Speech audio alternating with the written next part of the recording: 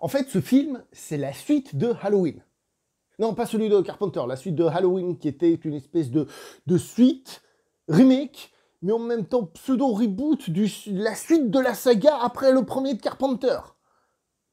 Non, non, non, non, rien à voir avec celui de Rob Zombie. Lui, c'était un peu remake, un peu différent. Là, c'est une suite soft remake. Et celui-là, c'est Halloween Kills, c'est donc la suite de ce Halloween qui fait suite au premier Halloween et qui tient pas compte des Halloween 2, 3 et compagnie. C'est pas clair, hein? Je comprends. Bienvenue chez le gros parleur de l'action et du ciné d'auteur. Bonjour à vous les cinéphiles, bienvenue dans cette vidéo consacrée à Halloween Kills. Film, donc comme j'ai dit, c'est donc la suite du Halloween de 2018, qui lui-même était un soft remake du film Halloween de John Carpenter. Soft remake, je rappelle, parce qu'officiellement c'est une suite, mais il reprenait tous les aspects pratiquement de l'original, donc c'est pour ça que c'était un soft remake. Allez voir ma vidéo sur le film Halloween. Honnêtement, je l'ai revu avant de faire cette vidéo, j'ai fait... J'étais pas mauvais à l'époque, hein, déjà. Il disait des trucs intéressants, comme quoi ça n'a pas changé. Donc le film est toujours réalisé, je vais dire, donc par David Gordon Green.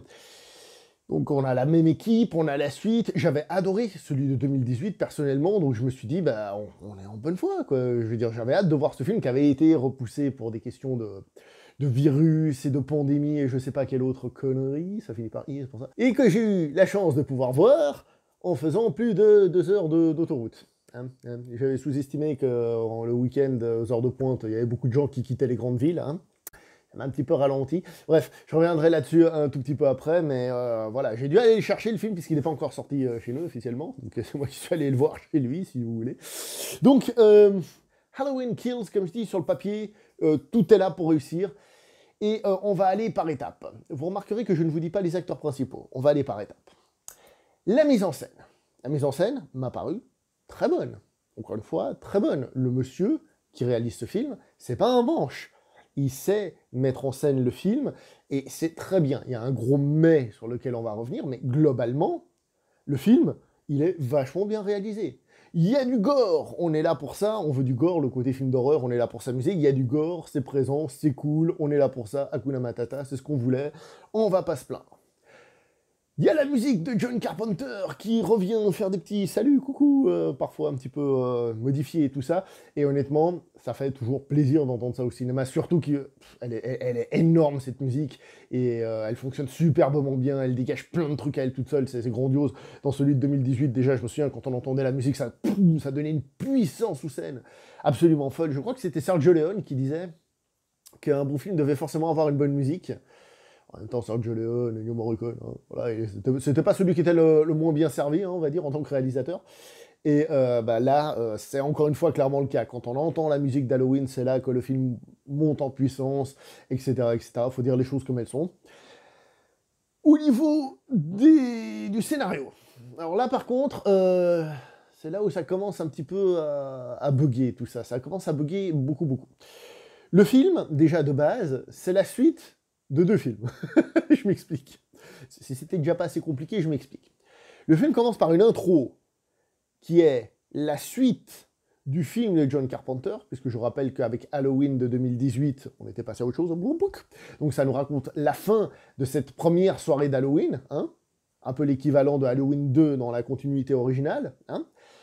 Ça nous raconte ça c'est l'intro, et ensuite on se retrouve dans la suite directe du Halloween de 2018, ce qui fait que ce film est la suite de 2 films, et dans les 2 cas, il n'y a pas d'intro, on est direct, bam, dans le truc. Hein, ça c'est sûr, on perd pas de temps, on est déjà dedans. Pas besoin d'introduire les personnages, les trucs et les machins, on est dedans. Donc d'un côté c'est super cool, parce que tu te dis, bon, bah, on est au courant, c'est bon, c'est Halloween, Michael Myers, blablabla, on connaît, hein. Le truc, c'est qu'en fait, t'es un peu trop dedans, et t'es un peu en mode, attends, là, qu'est-ce qui se passe-t-il, qui, quoi, où, comment, surtout si, comme moi, vous n'avez pas forcément celui de Carpenter à 100% en tête. D'ailleurs, le film, encore une fois, fait beaucoup de références à celui de Carpenter, et sans doute à d'autres dans la saga. C'est un film qui, encore une fois, celui-ci, je le qualifierais pas de soft remake, mais tu vois qu'il dépend énormément de la mythologie de la saga. Bref, je disais donc que ça manque de trucs pour un petit peu t'attraper au départ. Ce qui fait que t'es un petit peu au milieu de tout et de rien, au tout début. Ensuite, le film, il va introduire des personnages et tout, enfin réintroduire aussi des personnages, hein, qui sont certains qu'on a vus dans le film de Carpenter, qui viennent dire coucou, je suis là. Ça, c'est cool. Le problème, c'est qu'en fait, on s'en fout un peu des personnages. Et je parle pas que de cela, je parle en règle générale. On va nous présenter une flopée de personnages qui sont absolument pas développés, dont on s'en fout, et qui sont juste là pour servir de chair à couteau de notre cher Michael Myers. Michael Myers qui va massacrer, mais massacrer du monde. Sur le papier, c'est bien, j'adore que Michael Myers massacre plein de monde. Le problème, c'est qu'il y a une espèce de répétitivité qui va se faire. Des scènes un peu du même genre qui vont se répéter, qui vont se répéter, qui vont se répéter. Les personnages, comme j'ai dit, on s'en fout un peu, donc leur mort, voilà, elle n'est pas impactante, c'est vraiment des personnages qui sont là pour se faire tuer. Donc t'es là, bon, ok, hein. Au début c'est cool, au bout d'un moment tu commences à vraiment trouver le temps long, d'accord? Et tu te dis, mais bon, ça va mener où tout ça? Alors, il y a un truc intéressant dans le film, c'est, il y a un petit moment, il y a une espèce de critique sociale qui vient se greffer là-dedans, qui est plutôt intéressante, bien commis un petit peu à la machette, c'est le cas de le dire, je trouve, concernant un personnage aussi qui est dans le fond, c'est de pas trop rentrer dans les détails comme d'habitude. Alors, l'idée est originale, un petit peu forcée, mais là au moins il y a un truc intéressant. Là au moins il y a une critique des réactions du peuple par rapport à certaines situations que je trouve plutôt intéressantes. Ça, c'est le côté un petit peu plus cool. Le personnage de Laurie Strode, personnage plus ou moins principal, on l'a mis en grand sur l'affiche, je vous ai pas dit les acteurs principaux, c'est pas pour rien, c'est parce que comme j'ai dit, les acteurs se font tous trucider, et elle est dans le film, hein. Dites pas que ce que j'ai pas dit, elle est dans le film. Mais par contre, elle sera au second plan pendant, allez, 80% du film, voire plus, hein, elle va être au second plan. Pourquoi? Alors, je ne le savais pas en regardant le film, hein, en tout cas j'avais oublié, mais je vais déjà arriver à un truc. Je suis arrivé à la fin du film et je me suis dit, en fait le film, il apporte quoi? Quelle est la différence entre le point de départ et le point d'arrivée? Pas grand-chose, à part qu'il a tué 50 millions de personnes, pas grand-chose. Et en faisant une petite recherche, en fait j'ai compris que le film, il fait partie d'une trilogie. Ils ont prévu d'en faire une trilogie. C'est-à-dire que le premier avait une sorte de fin, enfin le premier, le Halloween de 2018, on se perd, hein, avait une sorte de fin. Là, par contre, il n'y a pas de fin. Parce que le but, c'est qu'il y ait un troisième. Et on ressent énormément dans le scénario cet aspect épisode filler.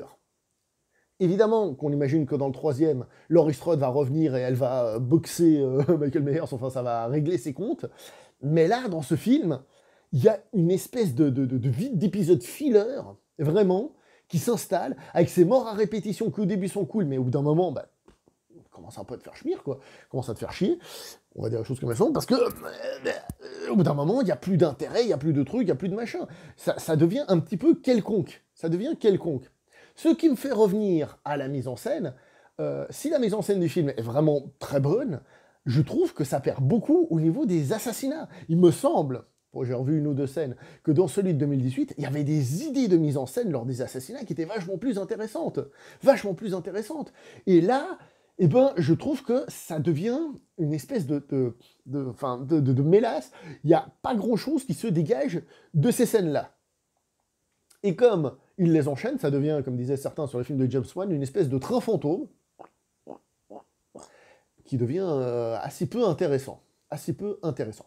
Attention, ça ne veut pas dire que dans certaines scènes de massacre, il n'y a pas des idées de mise en scène, hein. Comme j'ai dit, le réalisateur reste très bon dans l'âme.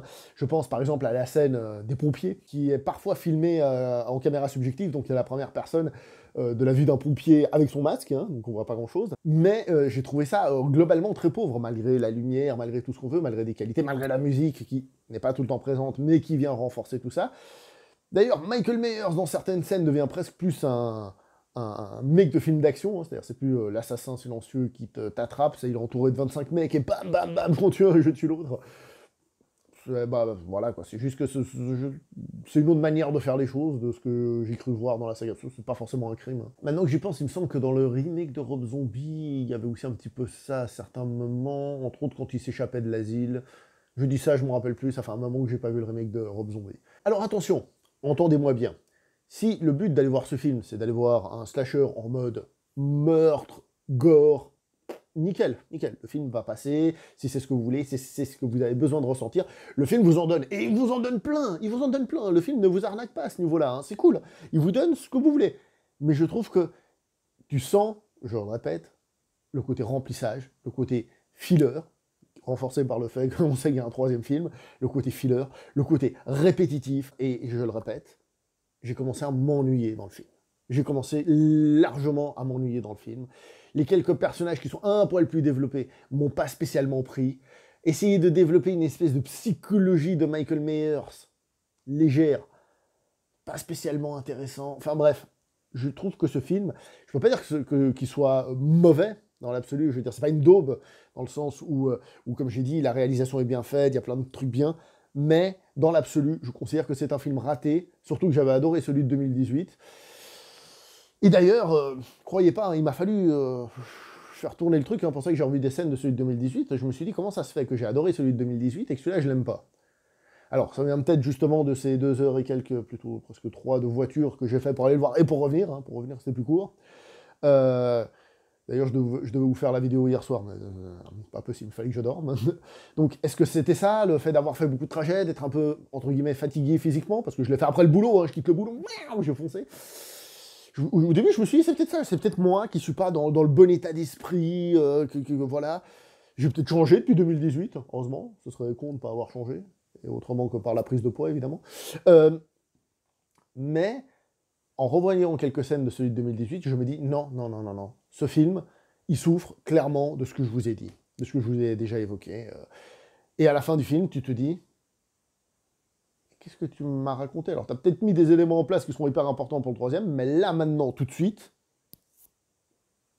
j'ai eu l'impression de voir du vide, un enchaînement d'un mec qui trucide des gens. Et si c'est ce que vous voulez voir, allez le voir, vous allez kiffer, hein, ça, je le répète. Hein.